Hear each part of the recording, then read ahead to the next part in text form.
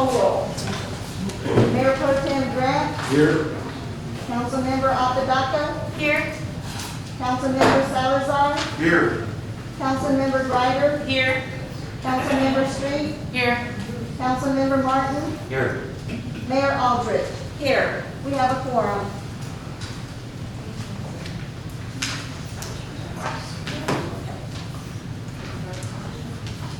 Citizen participation. Citizens to be heard is for city council to receive information on issues that may be of concern to the public. Citizens to be heard is limited to 3 minutes. And purpose of the Open Meetings Act is to ensure that the public is always given notice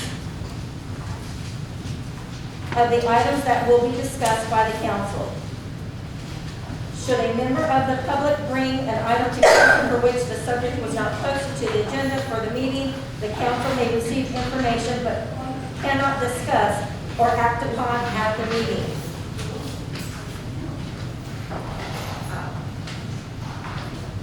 We will strictly adhere to the 3-minute time limit.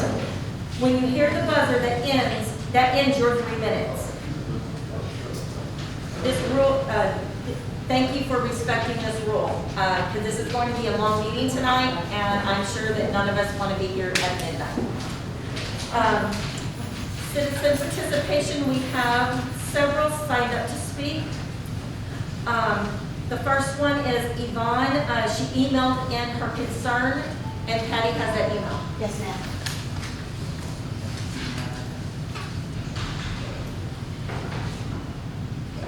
This email came in and from Yvonne. Hi, my name is Yvonne and I'm a resident of Kirby, and so is my family. We have grown up in Kirby for the last 30 plus years. In all those years, never has anyone come to do any type of work on the drainage ditch at the corner of Shamrock and Fox Cross. This is unacceptable. There have been many times it rains really hard and the streets get so flooded it's over their knees. There have been many times my family has had to call out of work because it's flooded and the cars aren't drivable in that condition. I am asking you to please read this at the citizen participation since I work on Thursdays and cannot attend. Please put this for discussion for future agendas. People are tired that Kirby has gone downhill. Thank you for reading my concern and request. Thank you. Ma'am. Second to be signed up is Mr. Hernandez.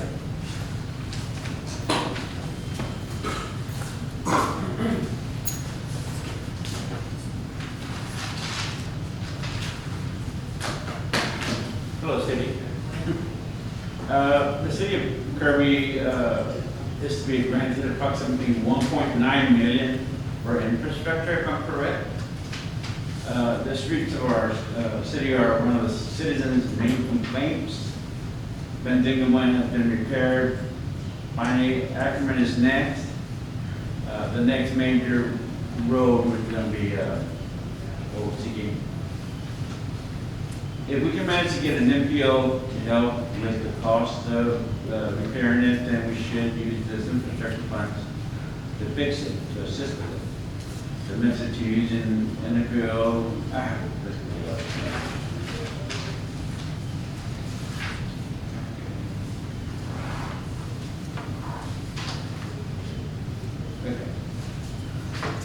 If we have to have the funds to build the road, must be before the construction group builds on the road. So if we can get some bids to determine which one we might take, then we can divide the amount by 4, and then by 4, and so we can pay 1 month and then start, and then we want to have the second payment ready. Additionally, an MPO returns 8% of the amount paid after receipts and some other forms are got in. While we wait for the 80% to be paid for the first payment, the second payment will be available. This means when we make a third payment, we should have received at least one of the 80% return to pitch back into the pot. we keep sucking, going on per quarter, we should hopefully be able to fix this main artery and to some of the complaints and eyesores of our city, we can start rebutting correctly. The secondary thing real quick is, I did put my paperwork in for item 9P. I'll be leaving here in a minute. If you wish to do the job, I'll be glad to accept it. Just give me a call. Thank you. Thank you, Mr. Fernandez. Good night. Next up is Stephen Pitman on crime control. Good evening. My name is Stephen Pitman. I live at 3715 Autumn Lane. What I'm going to talk about, I'd like to see at least be put on an agenda or in some kind of public hearing, something about the situation and situations occurring all over. On Autumn Lane, we've had issues for many years with the same two houses. Actually, now it's three. There's one more guy down there who appears to be dealing drugs. And it's obvious to us. There's been constant police and EMS calls to one of these locations. Last I heard, there was like almost 300 calls to 3802 Autumn Lane in a 12-month period between the police and EMS. These kids aren't out there being good neighbors. They're using and selling drugs. They have people coming and going at all hours. They creep around at night and show up with bicycles and other goods in the middle of the night.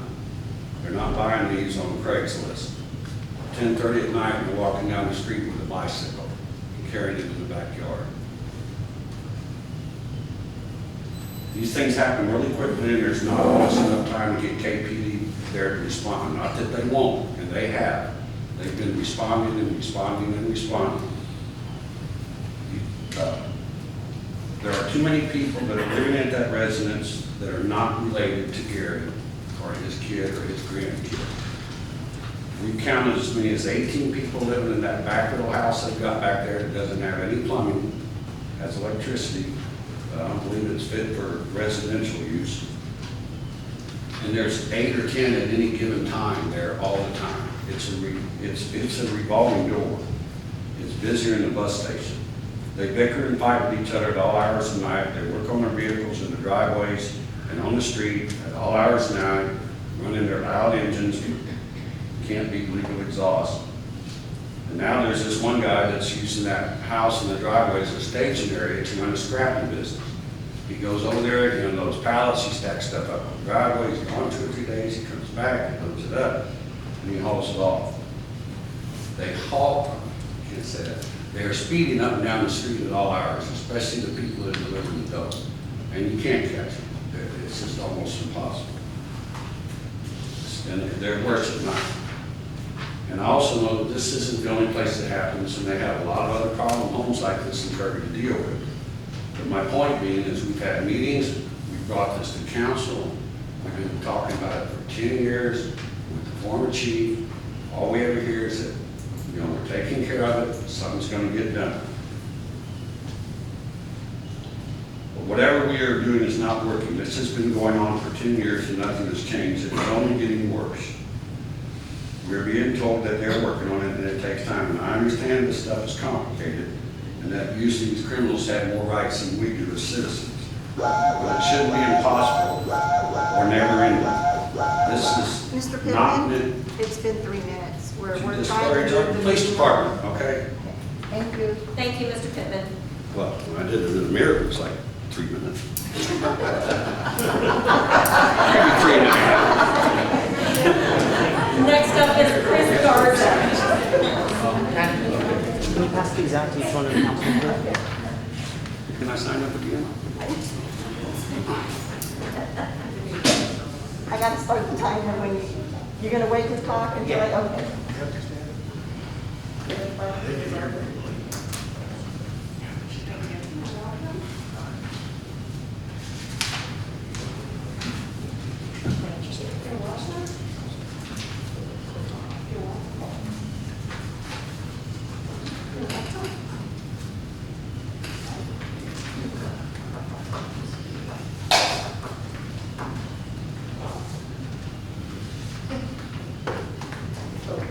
You ready, Pat? Ready. Okay. Good afternoon, council. Last week, I spoke on city leadership being leaders and not bullies. And unfortunately, we couldn't even make it a full meeting without a councilman having an outburst, which had to be silenced by the ex-mayor. I continue to say that as a council, you are a representation of the city of Kirby, and every action and reaction could sway a person from being involved or believing that our city leaders have our best interests. This is a reminder that your actions behind that bench and behind the keyboard on social media are not only scrutinized, but also give an impression to people who may want to be involved, but decide against it because of how they see you react to the people that do show up or people online. What I saw this last week, and what is sitting in front of you, is a gross misuse of power. Whether it's believed to be city-related or not, you cannot, as city leaders, be calling anyone vulgarities and speaking to people in this manner. You are not defending our city. What you are doing is on public display, and you are making Kirby look like thugs. I will reiterate, be a leader, not a bully.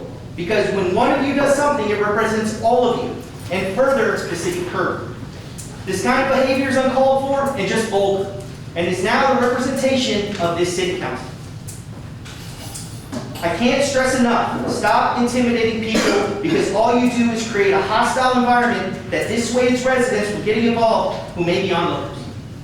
You are our city leaders and should hold each other accountable, and this type of behavior should not be tolerated. And again, be leaders, not bullies. Thank you.